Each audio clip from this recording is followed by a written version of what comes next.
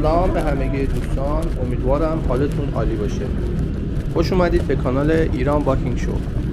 امروز 21 جولای 2020 و 30 تیر 1400 یه تابستون فوق العاده گرم هستش.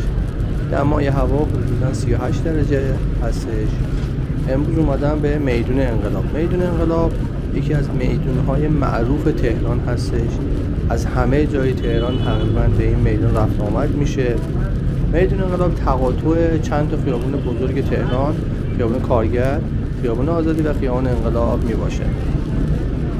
میدون انقلاب اسم قدیمش میدون 24 اسفند هست. میدون 24 اسفند زادروز و تولد رضاشاه پهلوی هستش و مجسمه ایشون هم وسط میدون گذاشته بودن، برای همین به میدون مجسمه هم معروف.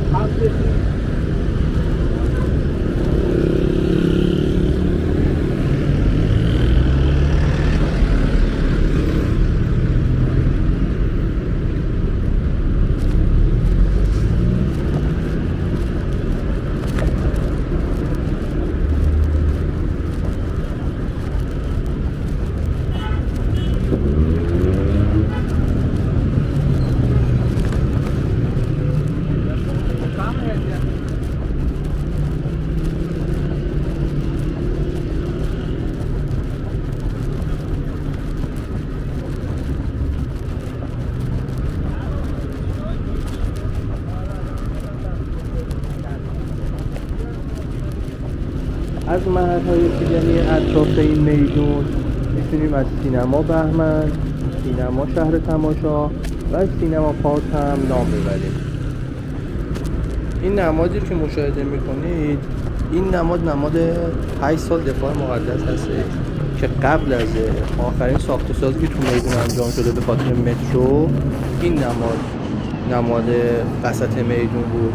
حالا پس از اینکه اومدن اون زیر کندن و ایستگاه مترو و ساختمان مترو زیر میدون انقلاب قرار دادن، اینو به ضلع غربی میدون منتقل کردن که متاسفانه میدون الان شیک نیست، ظاهر خوبی دیگه نداره.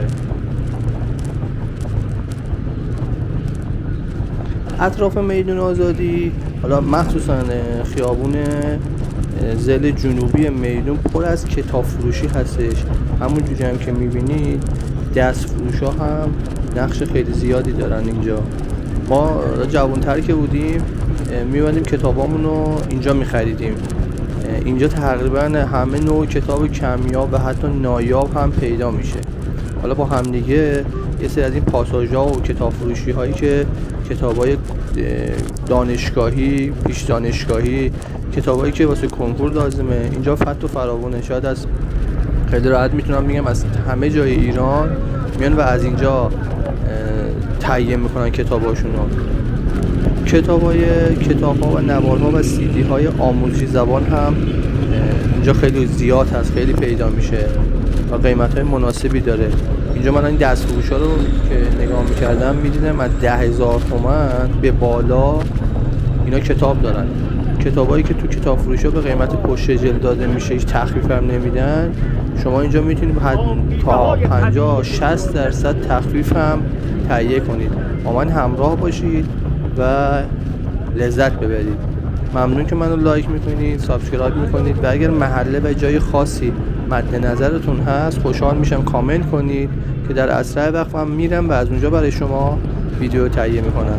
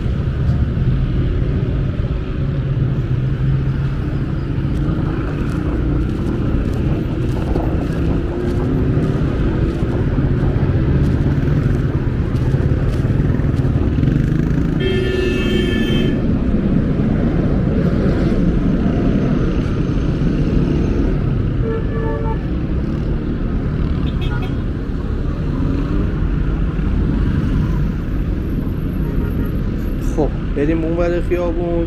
این نرده ها که میبینی در واقع دیوار دانشگاه تهران هست. دانشگاه تهران بزرگترین دانشگاه ایران هستش و از اون به عنوان نماد آموزشاری یا دانشگاه مادر یاد میشه. این دانشگاه در سال 1313 و به فرمان رضا شاه تأسیس شده.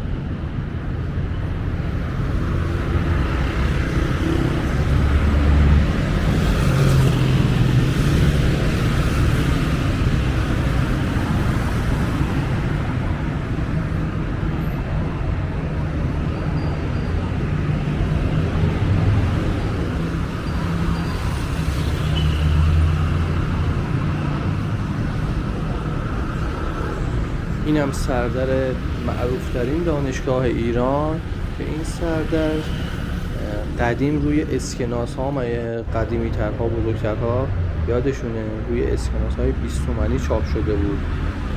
دانشگاه تهران سرمنشأ تحولات خیلی زیادی در تاریخ ایران چه پیش از انقلاب و چه پس از انقلاب بوده.